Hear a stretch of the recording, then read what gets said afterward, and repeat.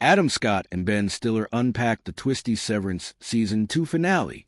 Severance has ended another mind-bending season, answering some questions of will Mark rescue his wife Gemma while posing others. The 10-episode second season, starring Adam Scott, Britt, and Patricia Arquette, is super weird. Agree, Scott? Previously better known for comedic turns on Parks and Recreation and Party Down. The severed personalities of the innie Lumon employees and their outie away-from-work selves, who had no awareness of each other, started to blend, and as escapes in the confines of the mysterious company were plotted, there was a lot of running down those stark white hallways. Scott says the actor, along with director and executive producer Ben Stiller, break down the ending in separate interviews. The episode begins with a lengthy conversation between Mark Scout, Scott, severed halves, the outie away from work at the mysterious Lumon Industries, and the innie employee. I created you as a prisoner, and it's a mistake, his outie says into a camcorder. You've been living a nightmare for 2 years. Part of why I'm here is to make it right, and I hope that with all we have in common, you'll give me that chance. His goal, to rescue his wife Gemma, Deacon Lockman, whose death inspired him to get the severance procedure in the first place, is for the two halves to finally recouple memories so we could be one person, he promises. The seemingly pointless work of the macrodata refinement team, Mark S., Helly R., Dylan Ginn, until recently, Irving B., under the supervision of Mr. Milchick Trammell Tillman, served a purpose, explains Harmony Coble, Patricia Arquette.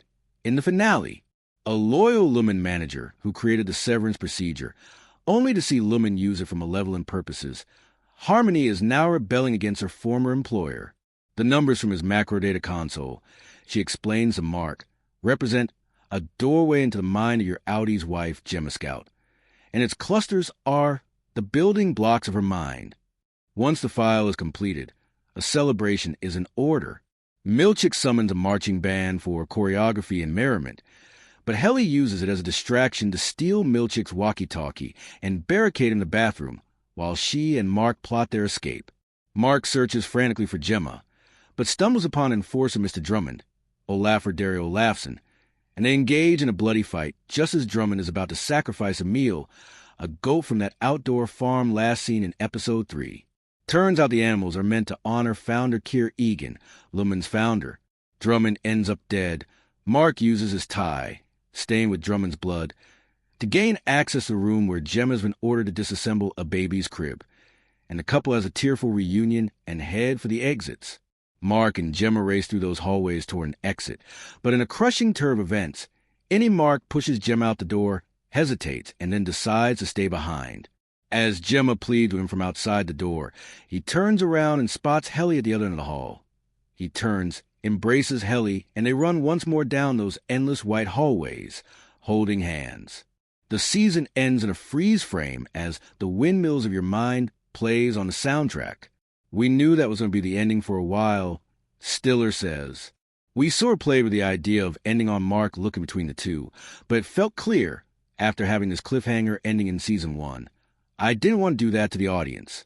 It always felt this was a natural way that Mark's innie would go. And what we wanted to do in the second season was set up in the Gemma-focused. Episode 7 enough of a reason that you would feel some heartbreak and you would feel torn, and part of the audience would be going, yeah, I'm with him, go with her, and part would go, I can't believe he's doing that. Scott approves the decision not to torture viewers with more uncertainty. It would be cruel and unusual to end it on something like that. I'm so glad that we ended where we did, because I love the sequence of Mark and Helly running to the hall and the music. It's really fun.